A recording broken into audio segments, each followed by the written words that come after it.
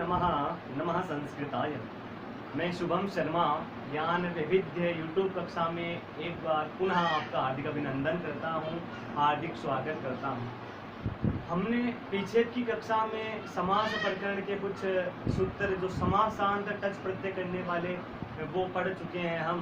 तो अनश्च और नस्त तद्धिते ये सूत्र हमने अध्ययन कर लिए हैं। और जो अब समास प्रकरण में अव्ययी भाव समास का जो दो अंतिम जो सूत्र हैं उन सूत्रों पे हम आज चर्चा करेंगे, जो समासांत टच प्रत्यय करने वाले सूत्र हैं। तो अब हम उन दो सूत्रों पे चर्चा करेंगे। तो आज का जो हमारा सर्वप्रथम सूत्र है वो भी समासांत टच प्रत्यय करने वाला सूत्र है, जो कि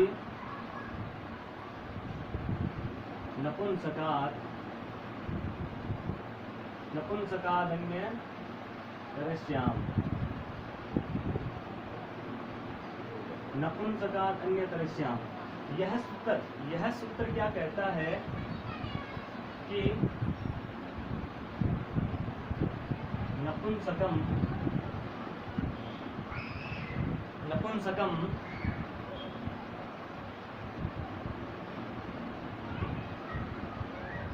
अनंतम यत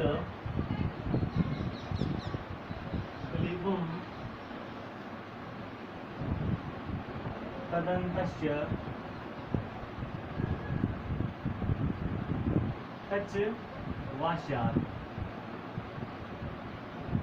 इस वृत्ति में एक जो ये यहाँ पे वा आया है, तो वा का अर्थ आपको पता है कि कोई भी अगर सूत्र है उस सूत्र की वृत्ति में अगर वा अथवा अन्य तरस्याम या फिर च इत्यादि ये आ जाए तो इसका मतलब होता है कि वो सूत्र निश्चित ही विकल्प से कार्य करता है। तो इस सूत्र में तो यहाँ पे भी दिया गया कि नपुंसकात् अन्य तरस्याम का अर्थ ही होता है कि विकल्प से। तो यह विकल्प से समासांत टच प्रत्यय करता है।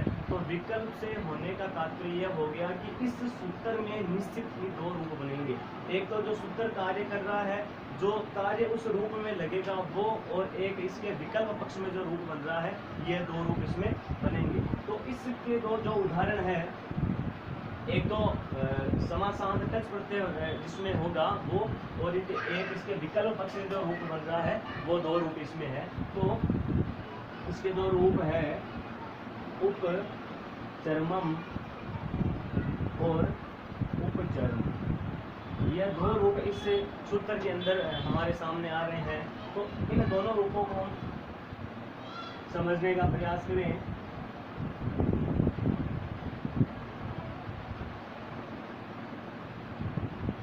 तो हमारा सूत्र है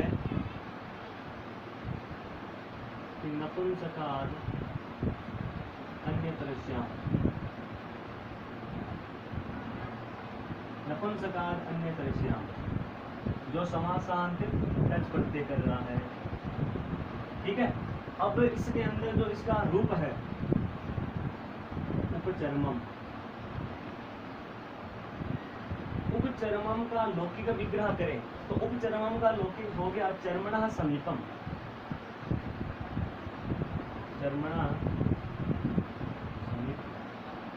चर्मणः समीपम इसका लौकिक विग्रह हो गया,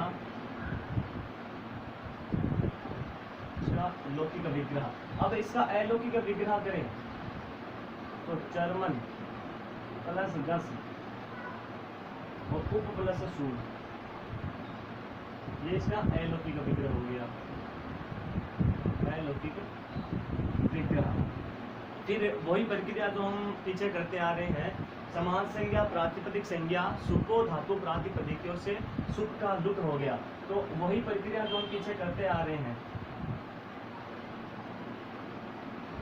समास संज्ञा अव्यम विभक्ति समय सूत्र से होगी, प्रातिपदिक संज्ञा कर्तव्य समास आश्रय से प्रातिपदिक संज्ञा, और सुको धातु प्रातिपदिकों से सुख का लुक हो गया। तो जब सुख का लुक हो जाता है तो यहाँ पे स्थिति प्राप्त होती है चर्मन और उप। अब इसका पूर्व प्रयोग करें, उपसर्जनम पूर्व से इसका पूर्व प्रयोग हो गया। इसका पूर्व प्रयोग करें तो स्थिति हमारे सामने आएगी उपचर्मन। उपचर्मन स्थिति आने के बाद में अब हमारा जो सूत्र है नपुंसकाद अन्यतरस्याम, यह अपना कार्य करेगा। तो नपुंसकाद अन्यतरस्याम सूत्र कर रहा था विकल्प से टच करके, तो यहाँ पे हमारा सूत्र लग जाएगा नपुंसकाद अन्यतरस्याम, जो विकल्प से टच प्रत्यय करा। अब टच प्रत्यय में च और ट इत संज्ञक है, तो इसका अनुबंध लोप हम करें। अनुबंध लोप में आप सब समझ आएंगे कि जो इत संज्ञा और इत संज्ञा होने के बाद में तस्य लोप से इसका लोप होता है। इन दो कार्यों को हम सूक्ष्म रूप में कह सकते हैं अनुबंध लोप। तो अनुबंध लोप होने के बाद में हमारे सामने स्थिति आती है उपचर्मन प्लस है, उपचर्मन प्लस है। अब यहाँ पे अन क्या है, एक टी है। तो पीछे हम जो दो सूत्र आ रहे थे उनसे हम टी संज्ञा और टी का लोप कर रहे हैं। तो यची वम सूत्र से यहाँ पे भय संज्ञा, यची वम से भय संज्ञा और नस तद्धित से टी का लोप हो गया। नस तद्धित सूत्र से टी का लोप हो गया। तो यहाँ पे स्थिति आती है उपचर्मन प्लस है, इससे अन का लोप यहाँ पे हो गया नस तद्धित से। फिर ए इसमें मिल जाएगा, ए इसमें मिलने के बाद में ये स्थिति हो जाएगी उपचर्मन, यहाँ पे वर्ण संयोग हो जाएगा। तो उपचर्म प्लस ए स्थिति हमारे सामने आ जाएगी। अब यही को प्रातिपदिक रूप बन गया। तो इसके अंदर एक देश विकृत मननवत की सहायता है शुभोत्पत्ति। तो यहाँ पे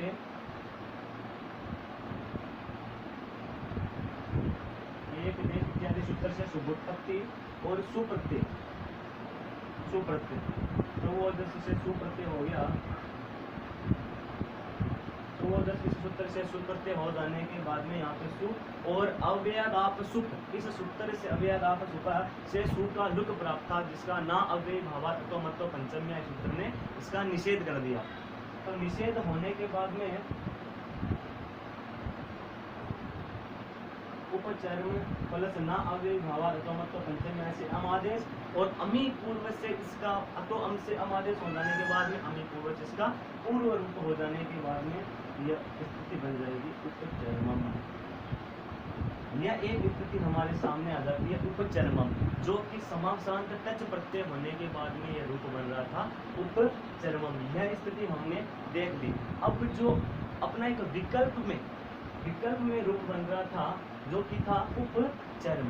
उपचर्म में हम यहाँ पे थोड़ा सा परिवर्तन होगा।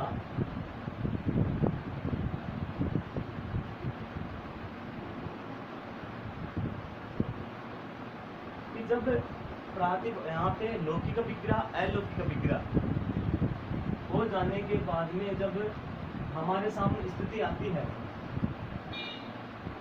समास संज्ञा प्रातिपदिक संज्ञा और सुपो धातु से सुप का लुक हो जाने के बाद में स्थिति आती है, पूर्व प्रयोग हो जाने के बाद स्थिति आती है यहाँ पे चर्मन और उप। अब जब इनका पूर्व प्रयोग हो गया तो स्थिति हमारे सामने आती है उप चर्मन, यह स्थिति हमारे सामने आती है। तो यहाँ पे हम टच प्रत्यय कर रहे थे, तो यहाँ पे टच प्रत्यय का विधान विकल्प का जो रूप बन रहा है उसमें यहाँ पे टच प्रत्यय नहीं होगा। तो यहाँ पे टच प्रत्यय नहीं हो जाने के कारण यहाँ पे सीधा ही हम एक देश विकृत मननवत न्यास की सहायता है शुभोत्पत्ति और सब सूत्र से सुप्रत्यय लाएंगे। जब सुप्रत्यय होगा तो यहाँ पे सुप्रत्यय हो गया। अब यहाँ पे हम स्थिति देखें कि उप जर्मन प्लस सु अपने सूत्र से यहाँ पे सुप्रत्यय हो गया। अब सु का हमें लोप करना है अव्ययादाप सुख से।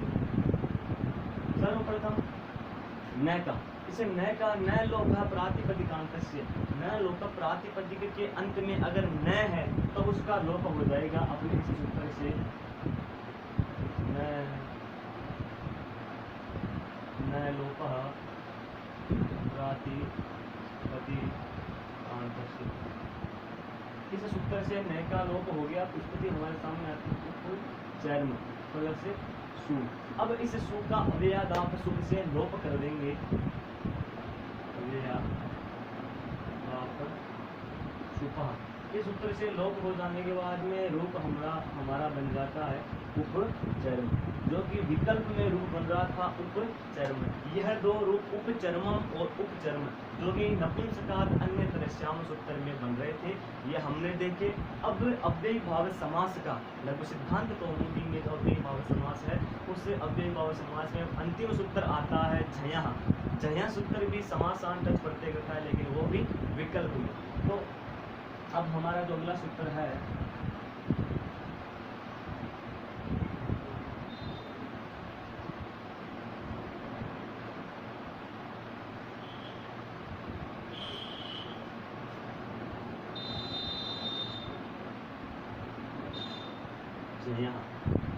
झयः सूत्र क्या कहता है कि झयंतात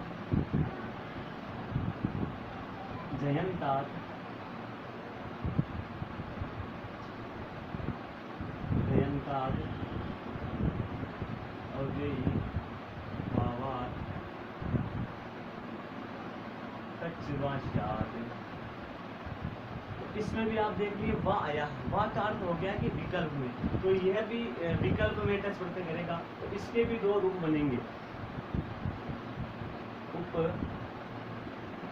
समीधम जो कि टच प्रत्यय होने में बन रहा है, और एक बन रहा है उप समीध। ये दो रूप इसके अंदर बन रहे हैं। तो अपना पहला रूप है उपसमीधम। उपसमीधम। अब उपसमीधम का हम लौकिक विग्रह करें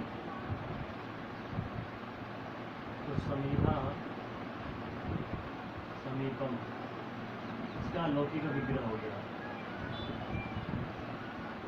लौकिक विग्रह हो गया उप समीधा समीपम। अब इसमें अलौकिक विग्रह करें तो समीप प्लस रस और उप प्लस सु, यह इसका अलौकिक विग्रह हो गया, अलौकिक विग्रह। फिर वही प्रक्रिया समास संज्ञा प्रातिपदिक संज्ञा और सुपो धातु से सुख का लुक हो गया, तो वही प्रक्रिया समास संज्ञा प्रातिपदिक संज्ञा और सुख लुक, यह स्थिति आती है। तो स्थिति हमारे सामने आती है समिध और उप, ये स्थिति हमारे सामने आती है।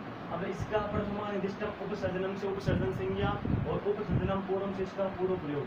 तो यहाँ भी मैं लिख देता हूँ उपसर्जन संज्ञा और पूर्व प्रयोग। जब पूर्व प्रयोग करते हैं तो स्थिति हमारे सामने आती है उप समिध, यह स्थिति हमारे सामने आती है। अब इसके अंदर हम जो झयः सूत्र कार्य कर रहा था समासांत टच प्रत्यय, तो झयः सूत्र से यहाँ पे समासांत टच प्रत्यय हो जाएगा। अपना सूत्र था झयः, जो समासांत टच प्रत्यय कर रहा था। अब टच प्रत्यय में संज्ञा होगी च की और तय की, तो उपसमीध प्लस ए, इसे हम अनुबंध लोप कह सकते हैं। यहाँ पे अनुबंध लोप हो गया, अनुबंध लोप है। अनुबंध लोप होने के बाद स्थिति होती है उपसमीध प्लस ए। अब यहाँ पे उपसमीध प्लस ए होता है तो ए इस भय के अंदर मिल जाएगा, जो कि वर्ण संयोग, वर्ण संयोग होने के बाद में स्थिति आती है हमारे सामने उपसमीध, स्थिति हमारे सामने आती है वर्ण संयोग होने के बाद में उपसमीध। अब यहाँ पे एक देश विकृत वर्णानुमस की सहायता से सुबुत्पत्ति, सुबुत्पत्ति होने के बाद में सुबुत्पत्ति और सब से सुप्रत्यय, तो यहाँ पे उपसमीध प्लस सु। अब हमको इसमें रूप बनाना उपसमीधम, तो सु का वही ना अव्ययी भावात् तो मतलब पंचम्या से सु को अमादेश और अमी पूर्व से इसका पूर्व रूप हो जाने के कारण उपसमीध प्लस सु का अम और अमी पूर्व से इसका पूर्व रूप। यहाँ पे ना अव्ययी भावात् यह सूत्र लग जाएगा, ना अव्ययी भावात् से अमादेश और अमी पूर्व से इसका पूर्व रूप।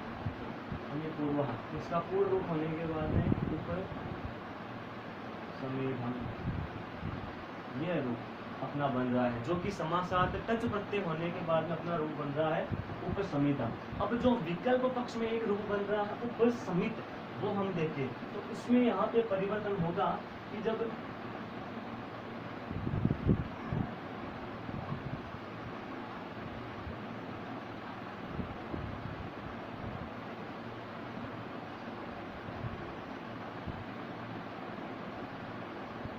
उपसमिधम और उपसमित, यह रूप बन रहा था। अब उपसमित को हम देखें, उपसमित में परिवर्तन यहाँ पे हो रहा था जब समास संज्ञा प्रातिपदिक संज्ञा सुपो धातु प्रातिपदिक से यहाँ पे सुख लुक हो रहा था। तो सुख लुक होने के बाद स्थिति आ रही थी समिधा समिता उप। अब इसका पूर्व प्रयोग होने के बाद में अपना आ जाएगा उपसमित, समित, उपसमित।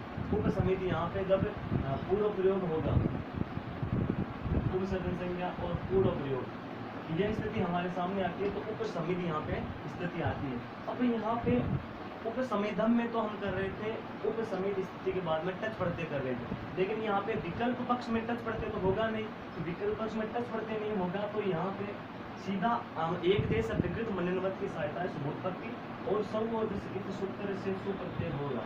तो सौवोजस से सुप्रत्यय होगा तो स्थिति होगी उपसमिध प्लस सु, ये स्थिति हमारे सामने होगी। अब इस सु का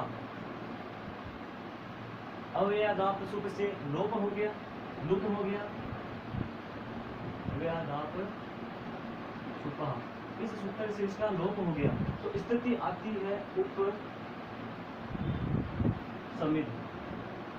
स्थिति।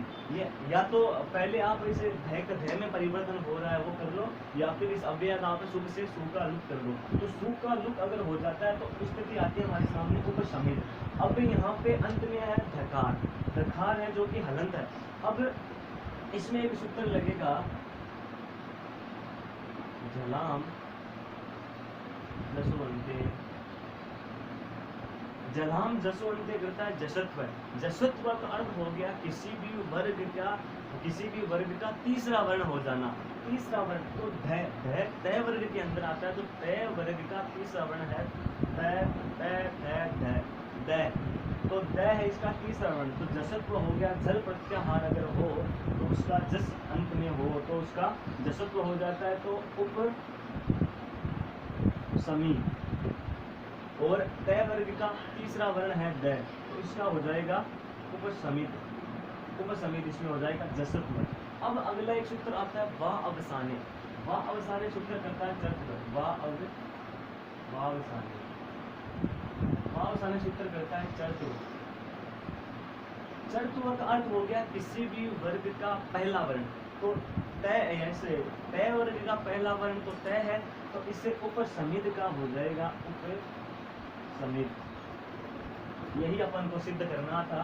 तो उपसमिधम और उपसमित यह रूप दो हमने अध्ययन कर लिए। तो अव्ययी भाव समास में अव्ययम विभक्ति समीप समृद्धि सूत्र से लेके पूरा अव्ययी भाव समास हमने अध्ययन कर लिया है। तो आपसे अनुरोध है मित्रों कि इस अव्ययी भाव समास में अगर आपके कोई शंका है, कोई, वैसे तो मेरे को आशा है कि ज़रूर आपके पूरा अव्ययी भाव समास समझ में आया होगा, क्योंकि मैंने अपने जो तरीके से मैंने पढ़ा है उसी तरीके से मैंने आपको समझाने का पूरा प्रयास किया है। तो फिर भी अगर कोई शंका या है तो कमेंट के माध्यम से आप ज़रूर बताएं, मैं उस शंका का समाधान करने का मैं पूरा प्रयास करूँगा। तो अव्ययी भाव समास हमारा लघु सिद्धांत कौमुदी का यहीं पे समाप्त होता है। अब अगली कक्षा में हम अध्ययन करेंगे तत्पुरुष समास से। तो आज की कक्षा में अव्ययी भाव समास का समाप्त की ओर ले जाते हैं और इसी के साथ नमो नमः।